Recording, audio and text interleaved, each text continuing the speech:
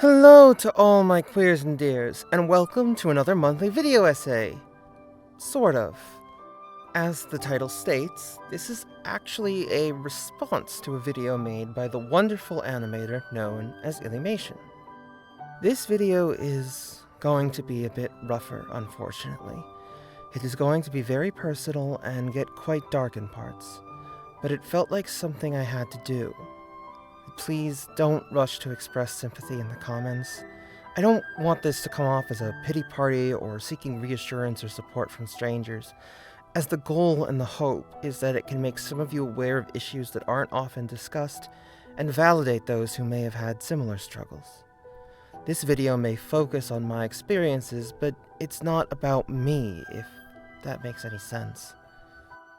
Hopefully this video can provide something for everyone, whether you are a past, present, or future patient, friends or family of someone who has been, or might be, at risk in the future, or completely disconnected from the issue and simply unaware of the failures of the American mental health system.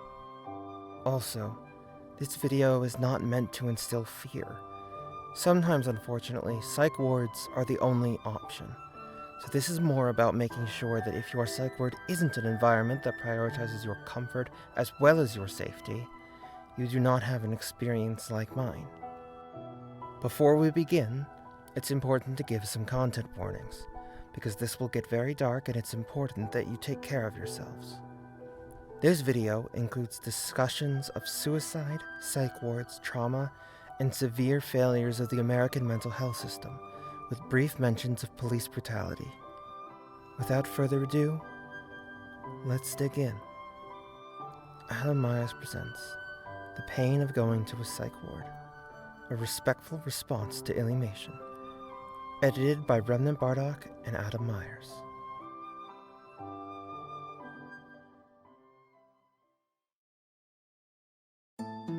At the tail end of March 2023, a YouTube animator who goes by Ilymation released a video called Perks of Going to a Psych Ward, and it didn't land well for me.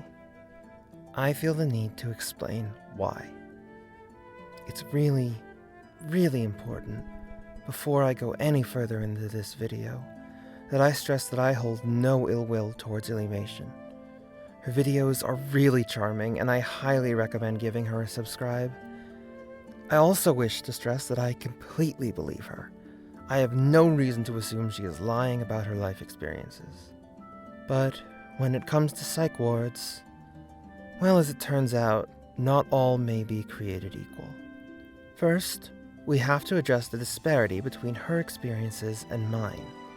Then, after we deal with some of that heavy reality, we'll shift gears and talk about some ways you and your loved ones can do things differently to make a stay in a psych ward less painful and dehumanizing than mine was, if it ever becomes necessary for you or anyone you care for.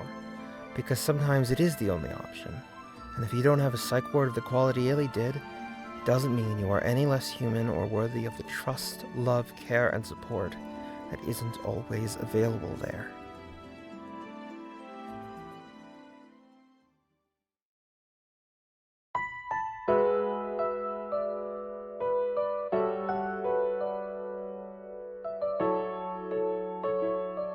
To be clear, I don't know if things are different today than they were for me on my various visits to various psych wards between 2005 and 2017.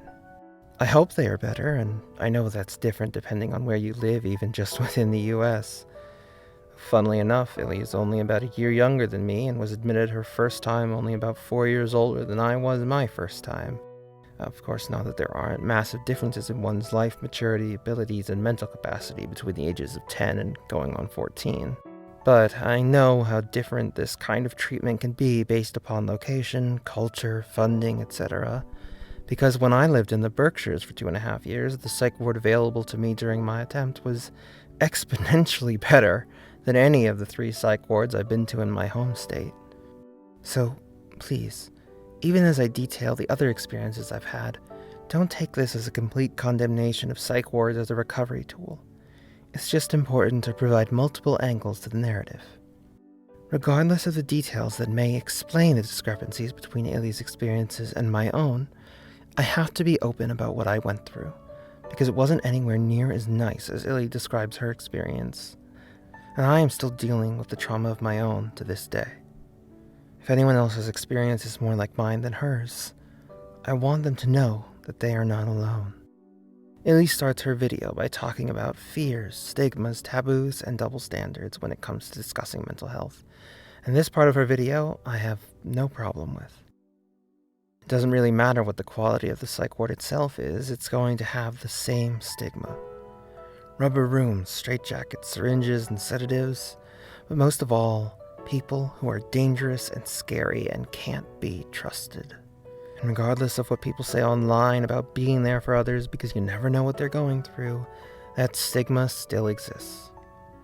Mental health struggles are a lot for anyone to deal with, especially the kind that require a stay in a psych ward, and the depictions everywhere we turn of the worst humankind has to offer being referred to and confirmed as crazy, insane, psychopaths, sociopaths, unstable, narcissistic, or any other number of terms that hold an undertone of ableist thought is a bombardment any average person would struggle not to be influenced by. Illy is right. Most people have the wrong idea of what it's like to be in a psych ward, as well as the people in them. And I can vouch for involuntary admission being a dehumanizing experience. The first 5.5 minutes of her video are mostly familiar to me, with just a few deviations, like being able to watch shows in the ER or the socks being super comfortable, but overall the experience is one I share. I certainly remember all my things being taken from me just as she describes. I remember the hospital gown, and that feeling of being a caged animal that couldn't be trusted is intimately familiar to me. She also includes some extra very important context about the history of asylums and how things have changed over time. She speaks about how mental health treatment isn't taken seriously and isn't well funded, but despite that, modern psych wards are not environments of oppression as they once were. Even with the awful psych wards I've been to, Illy is right. I wasn't just declared insane and locked away because society didn't want me as part of it. The psych wards I've been to hurt me in a deep way that I may never recover from. But they also saved my life. Illy points out, necessarily, in my opinion, that wouldn't have always been the case. Things may not be where we'd like them to be, but that doesn't mean we can't appreciate the progress that we have made. I particularly love this line. So, to reiterate, the scariest part about 24-hour abandoned insane asylum challenge is the lack of empathy a person would have to make visiting a historical site of systemic oppression about them and not the victims. And although conditions have improved immensely over the years, our attitudes obviously haven't. So again, the scariest part about these hospitals will always be being the patient yourself. But the problem is, as she goes on, it starts to come across as if she's implying her experience is a universal one. That this is just the way all psych wards are. And even with all these similarities, there is already one very large difference between her involuntary admission and mine. She says that it's one's doctor or psychiatrist who simply writes a note to send someone to the ward involuntarily. But my experiences almost every time was having the police called on me, who then restrained me in various ways. I can practically still feel the cold metal of the handcuffs they used when I was just 10 years old. The police were the only option available, just as the psych wards are, and even so, your parents calling the police to restrain you when you're just a 10-year-old kid stays with you a long, long time. Luckily, the police in my neighborhood are decently well trained, and especially in later years, were quite kind to me despite the restraints, though since my high school was in a different city entirely, they were less kind, and I remember getting restrained, having my clothes accidentally ripped while I was struggling, and then being tased. Considering there's not always even a guarantee police do their main job with compassion and empathy, the fact that they must cover mental health crises rather than some separate department that is more equipped to do so is an extremely awful system in place. I can't even imagine what dilemmas BIPOC families deal with on that front, and it desperately needs to be addressed as soon as possible, especially considering the deteriorating mental health of the country these days. But then Cartoon Illy rides the elevator up to the psych ward, And this is where our paths truly diverge. Listen, if they had just explained to me I'd have my own little spot, an ensuite bathroom, a view of the city, and a knockoff Tempur-Pedic mattress to lull me to sleep every night, maybe I wouldn't have gotten so worked up about this place. But not everyone has that. I didn't have any of that. I shared a room more often than not, so I didn't have my own space. I didn't have a nice view. Often I didn't even have a window. And I certainly didn't have any kind of bed that lulled me to sleep. I just had a stiff, uncomfortable bed. Everything was too white, too clean, too sanitized. It felt alien, restrictive, dehumanizing, like they were keeping the outside world away from me, or perhaps, more accurately, like they were keeping me away from the outside world.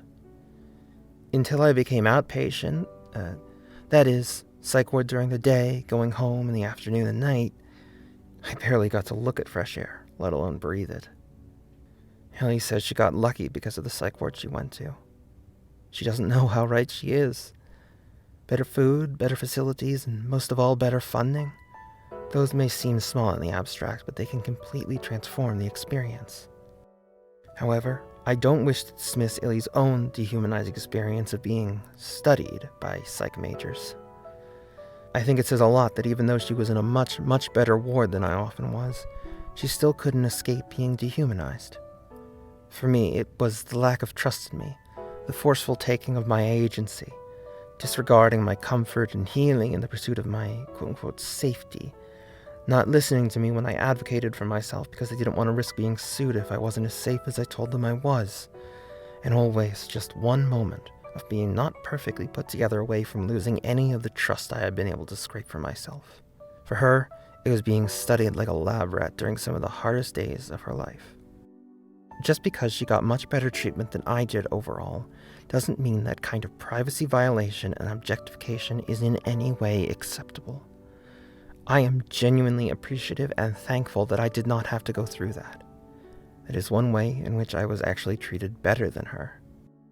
Illy then goes on to discuss the people she met, and once again there is an overlap between her experience and mine. I may not have had the same fears, but the fact is, no matter where you go, people are just as people-y inside a psych ward as outside.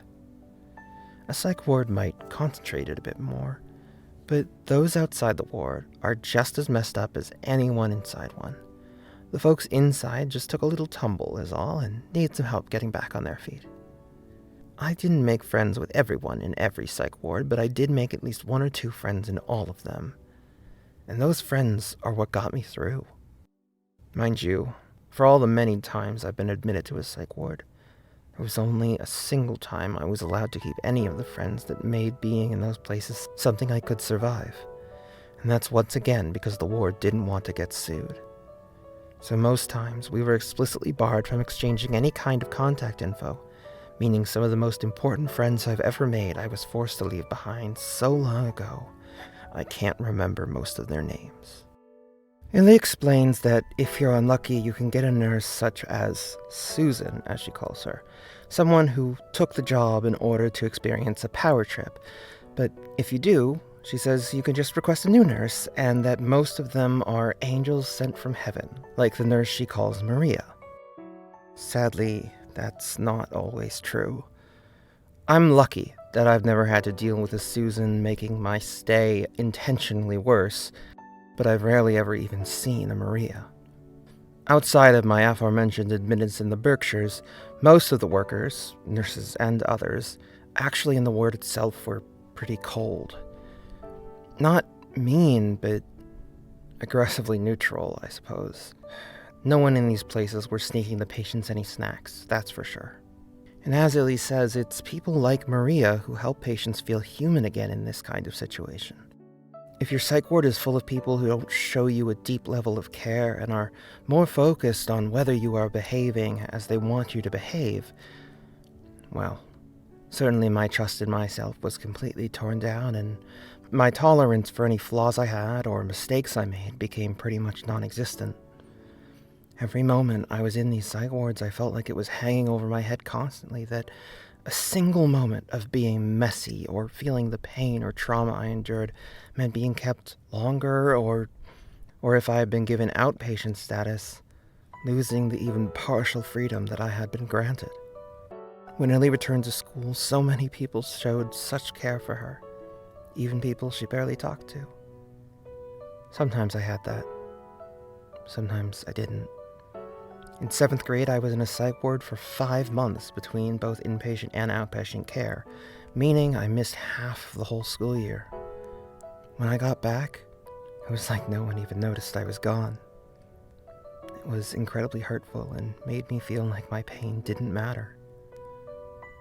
That was on top of the fact that though my parents visited me whenever there were visiting hours and I called them when phone call hours were allowed, the fact that they sent me to the hospital in the first place felt like a betrayal and abandonment. But in high school, I had more friends, and I got notes from some of them during my stay. It's not that no one ever missed me. Illy is right that people do care.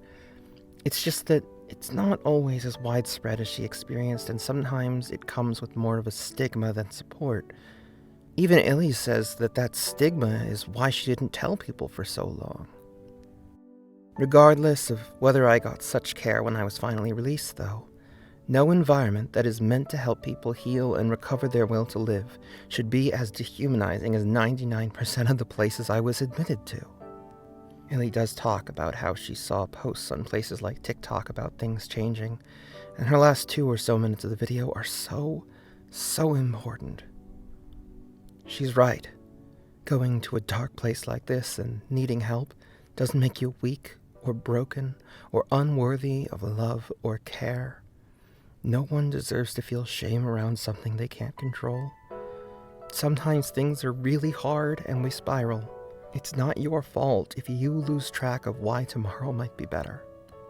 Illy says she wouldn't be alive if she hadn't admitted herself in 2019, and despite everything I've spoken about here, I wouldn't be alive without those psych wards either. I'll let Illy's words speak here because I don't think I could say it better. Seeking help doesn't make you a burden. It doesn't make you an attention seeker. You're not being overdramatic or too sensitive. What you're feeling is real. It's sad and it's scary. So please, take it from me. If I can do it, I know you can too. And with that, let's talk about what can be done to make potentially necessary stays at a psych ward a little bit better, so that no one has to go through what I went through.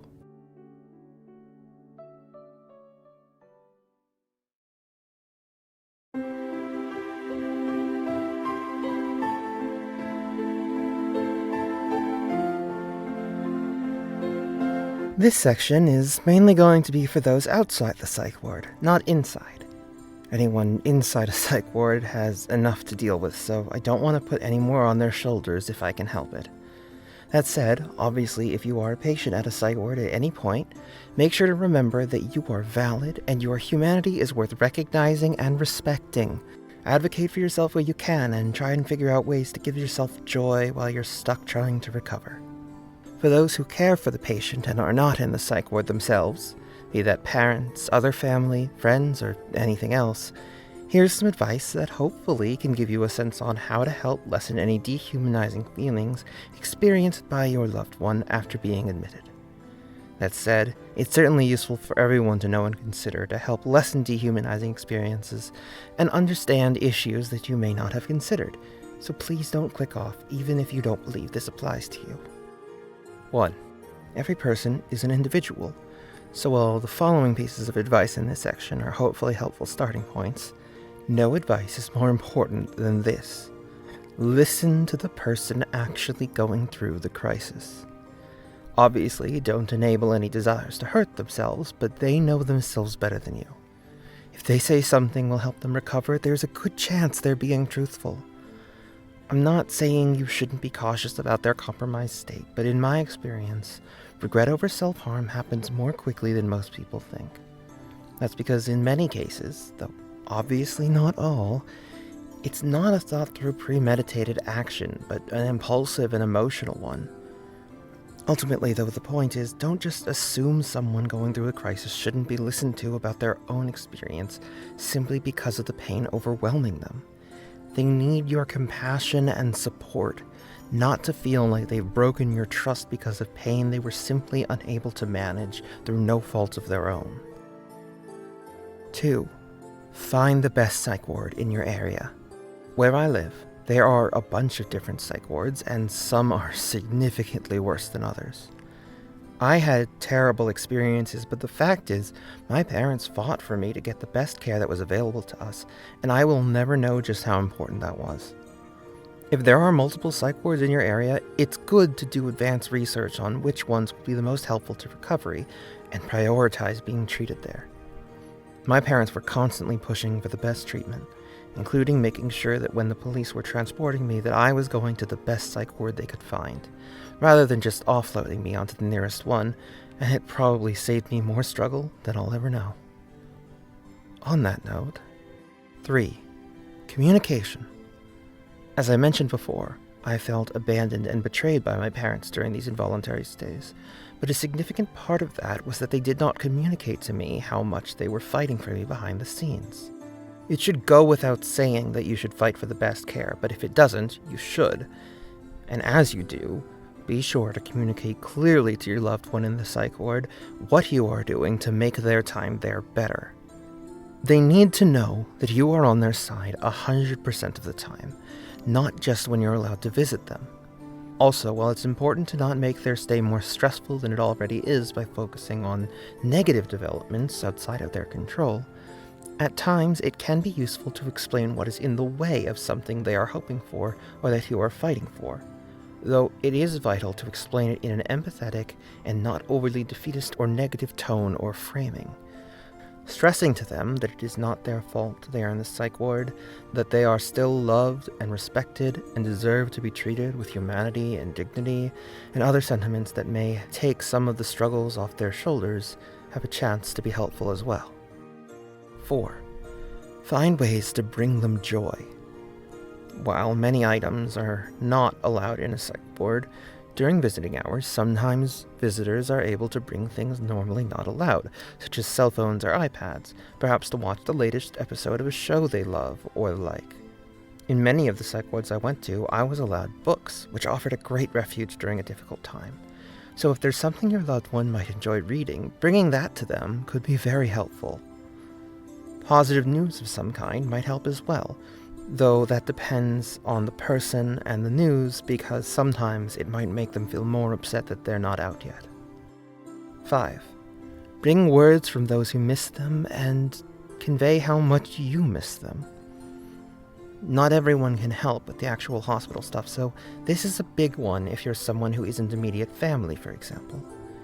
Getting those notes from my friends in high school, just knowing people I loved were thinking about me and my well-being and weren't just moving on and forgetting about me was huge.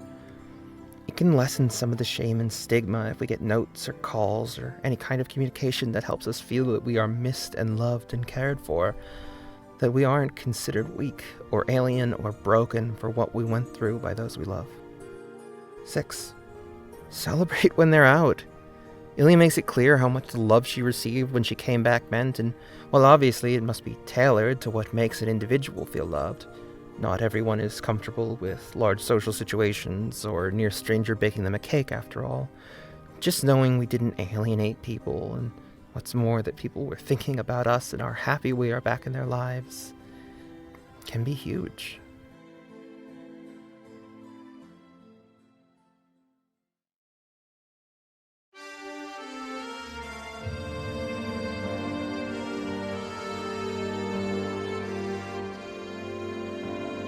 What I've detailed in this video is by no means a universal psych ward experience, nor a perfect step-by-step guide to making a psych ward admittance easy or comfortable, nor any kind of debunking of the experiences of anyone.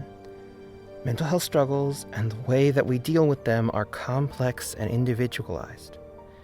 I know this video went to some really dark places, but the goal is to provide some positive paths those struggling and their loved ones can try to follow. Because no one has to go through what I went through. It's not a foregone conclusion. The trauma that I experienced doesn't have to be yours or anyone's. There are ways to soften the pain, to prevent feelings of dehumanization, and overall, to make painful experiences just the slightest bit easier to handle.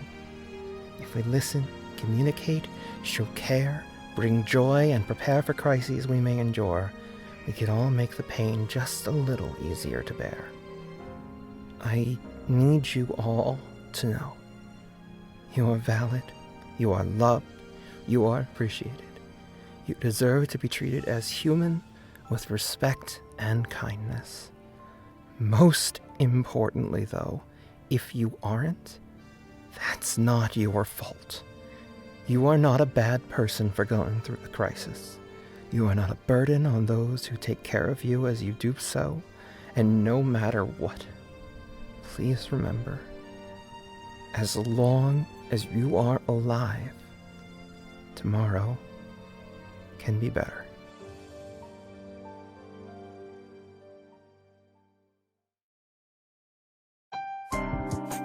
Thank you so much to everyone who made it through this video. I really mean that. It was really rough, I know, but I really appreciate that you made it this far. Huge thanks to my friend and editor Bardock. Really couldn't do this without you, and honestly, I know that this one was really hard to edit, so I just am so thrilled that you're my partner on this. Please hire him. He does great work.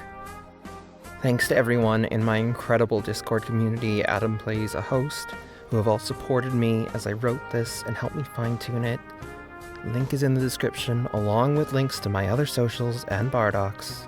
With luck, I'm hoping to put out one video essay a month, so if you want to see the next one, make sure to subscribe to catch it when it comes out. Other than that, leave a like if you liked the video, dislike it if you didn't, say something smart in the comments, or give me feedback, or hell, just comment some gibberish for the algorithm, and I'll see you all soon.